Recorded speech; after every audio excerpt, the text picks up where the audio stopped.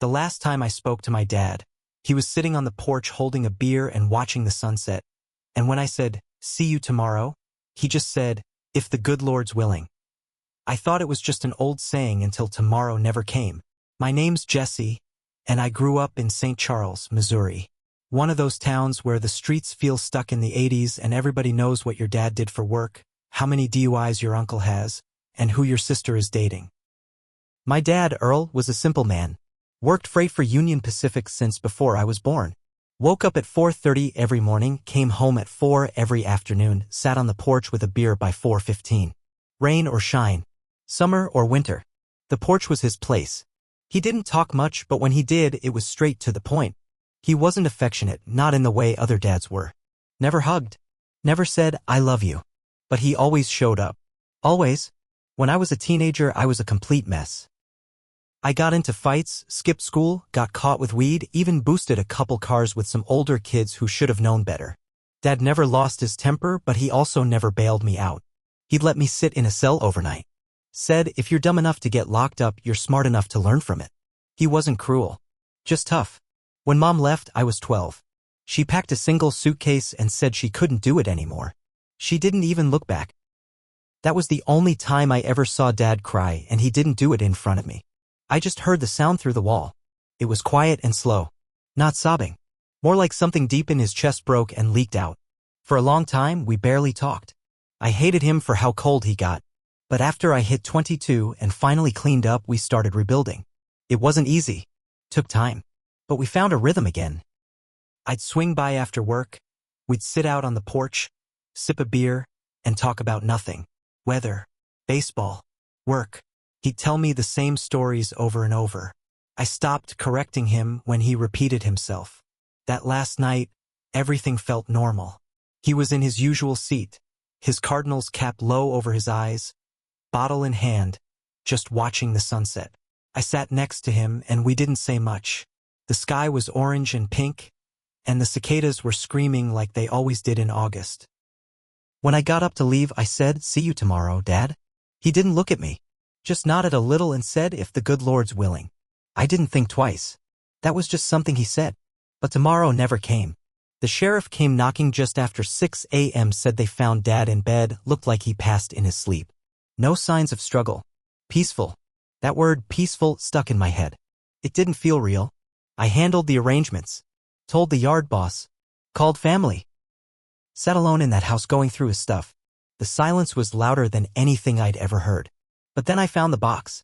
It was tucked deep in the back of his bedroom closet, behind his old army duffel bag and some flannels that smelled like motor oil. The box was locked. An old padlock, rusted but still strong.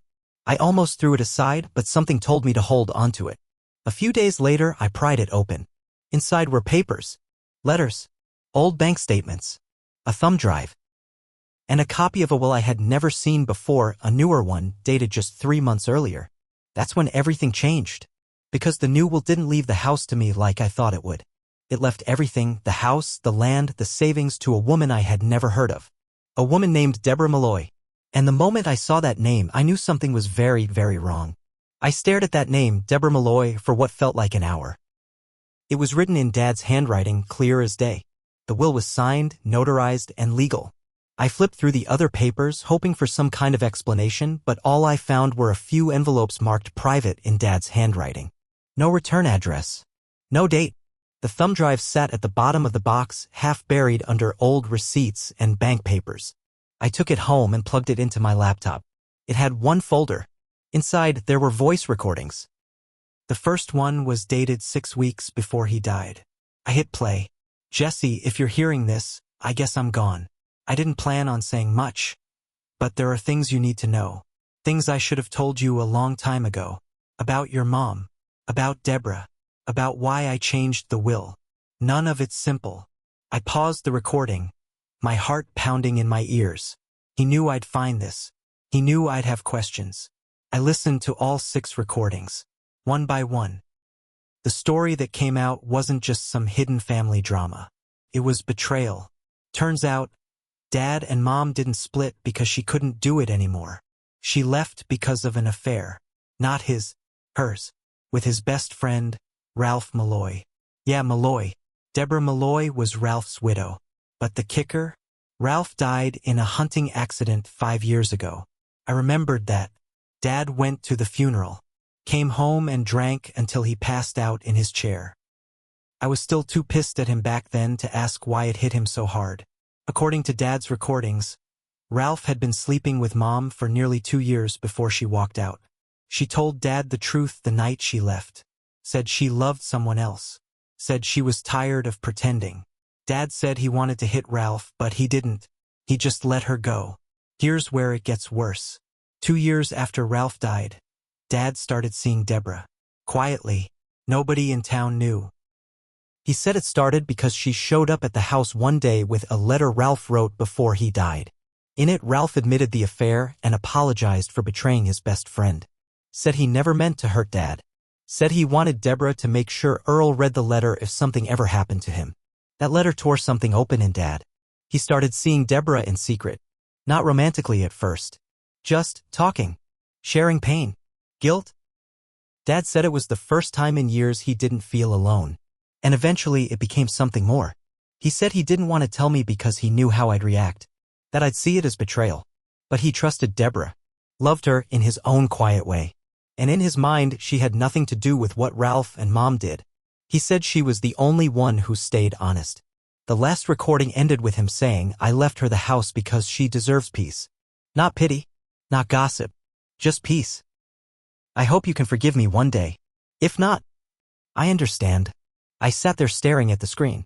I didn't know whether to cry, scream, or put my fist through the wall. Instead, I drove straight to the courthouse. The will was legit. Everything was already in motion. The house I grew up in, the porch we sat on, the land he worked on weekends, that was all hers now. And that should have been the end of it. But a week later, I ran into Doug, Dad's old friend from the freight yard. He told me something that cracked the whole story wide open again. "Funny thing about your dad's new will," Doug said. "He told me he was changing it just 2 weeks before he died. Said he finally knew who he could trust. But he never mentioned Deborah.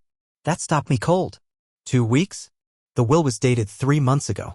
Something didn't add up. So I did what any stubborn, pissed-off son would do. I started digging. I started with the notary listed on the will.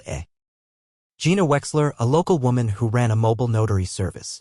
I called her, just pretending to be double-checking documents for the estate. I asked when she last saw my dad. She hesitated. That was probably March? Maybe April, she said.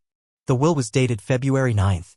Did he say anything to you about changing his mind or updating it again after that? I asked. She paused longer this time. Actually, yeah. Now that you mention it, he did. He said he might be rewriting it soon. But I never heard back. I just assumed he forgot. I thanked her and hung up. My stomach was tight. If Dad had been thinking about updating it again, why didn't he? Or did he? That night, I went back through the box. I dug through every drawer, every coat pocket, every damn book on his shelf looking for anything he might have left behind. And I found something. It was wedged between the pages of an old repair manual for his pickup truck, a handwritten letter, folded in quarters, dated March 14th. It read, "Jesse, I've decided to fix what I got wrong. You should have had the house. You earned it. I was wrong to push you away all those years. I see that now. I'm going to change the will. Forgive me if I don't get it done in time. Dad." I read that letter 10 times. He did change his mind. But no new will was ever filed. Which meant someone stopped him.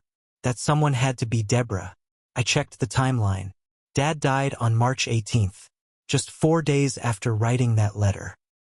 I started asking around, quietly. The funeral home director told me Deborah had been the one to call when Dad didn't answer the phone that morning. She claimed she hadn't seen him in days, said he sounded off on the phone the last time they spoke. But then I talked to Sarah, the neighbor across the street. She watched Dad's place like a hawk. "I saw her there that Saturday night," she said. "Deborah. She came over after dark. Left late. Car didn't pull out till almost midnight." That was the night before he died. And nobody else ever mentioned that visit. Why would she lie? Unless she had something to hide. I needed answers. So I drove out to Deborah's place.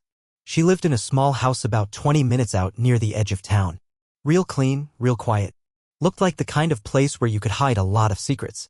When she opened the door, she looked surprised but not upset. Jesse, she said, smiling. You holding up okay? I found the letter, I said, skipping the pleasantries. Her smile faded. What letter? The one Dad wrote. Said he was going to change the will. She didn't respond. Just stared at me. You were there the night he died, I said. Sarah saw you. Her voice cracked a little. That was a mistake. I didn't want to upset you. He asked me to come over. He wasn't feeling right. I thought it was just the beer. I stepped closer. What happened that night? I left around midnight, she said, voice trembling now. He said he was tired. That's all. I didn't know he wouldn't wake up. But she was lying. I knew it. I could feel it in my bones. And when I finally got access to the toxicology report, that's when the truth started to burn. The toxicology report listed traces of diazepam in Dad's system. A sedative. Not a crazy amount, but enough to be noticed. Thing was, Dad never took pills. Ever. He hated them. Wouldn't even touch Tylenol unless he was really hurting. Said they messed with the head. That was his phrase. I'd heard it my whole life. But there it was. Diazepam. And just enough in his system to raise questions. I called Dr. Ellis, the coroner, and asked if that much could have contributed to his death. He hesitated before answering. Well, if his heart was weak already, which it was, yeah. That dosage could have pushed him over. Accidental? I asked. Could be. Could also be not. I hung up. My hands were shaking. I didn't call the police. I didn't trust them. Not in St. Charles. Too many favors owed. Too many people in pockets. I needed something stronger. Clearer. So I broke into Deborah's house. I waited until she went to her part-time job at the library. Picked the lock on the back door like I hadn't done anything wrong in 20 years. Some habits don't fade. I searched everything. Cabinets, drawers, closets. I found what I needed in her bathroom. An orange prescription bottle tucked inside a box of cotton swabs. Diazepam. Prescribed to her 2 months earlier. Then, in her desk, I found a typed document. A will. My father's second will. Dated March 15th. 3 days before he died. It left everything to me. It was signed, notarized, by someone else, a notary from a town 2 hours over. I called her number. She confirmed she had met Dad in a diner, helped him sign the document, even gave him a copy. Deborah had hidden it. She knew he changed it. And she kept it buried, pretending the first one was still in effect. That wasn't just fraud. That was theft. I printed out everything. Every copy. Drove straight to the sheriff's office. Slammed it all down on the desk of Deputy Carl Lanes. A guy who owed my dad a big favor from back when he was busted for stealing tools from the rail yard and Dad kept it quiet. Carl looked at the papers. Looked at me. He said, "You want to file charges?" "No," I said. He raised an eyebrow. "I want you to give me 24 hours before you do anything official. After that, do what you want." He paused, then nodded. 24. I waited until the sun went down. Just like that night she visited Dad. I parked outside her house. Knocked on her door. When she opened it, she looked pale. Like she knew. "I know everything," I said. "The pills. The second will. The cover-up." Her eyes filled with tears, but I wasn't moved. "I didn't kill him," she whispered. "I swear." He said he couldn't sleep. He asked for something to help. I left the bottle on the table. That's all. Then why hide the second will? She didn't answer. I stepped closer. "You knew what he wanted. You watched him die and let it all happen, didn't you?" Tears streamed down her face. "He was all I had left. So you took what he had left too." She tried to speak, but I walked away. That night, I posted everything online. Scans of the wills. The bottle. The toxicology report. The recordings. The typed-out confession. The next morning, the sheriff arrested her for fraud and withholding a legal will. They couldn't prove murder. But they didn't have to. The town turned on her fast. Her name was dragged through every mud puddle in Missouri. The house came back to me. I didn't want to live in it. Too many memories. Too much pain. But I didn't sell it. I let it sit. Empty. Silent. Sometimes I drive by at sunset. Park across the street. Watch the porch from my truck. And I think about that last thing he said. If the good Lord's willing. Maybe he knew what was coming. Maybe he'd made peace with it. But I hadn't. Still haven't. And maybe I never will.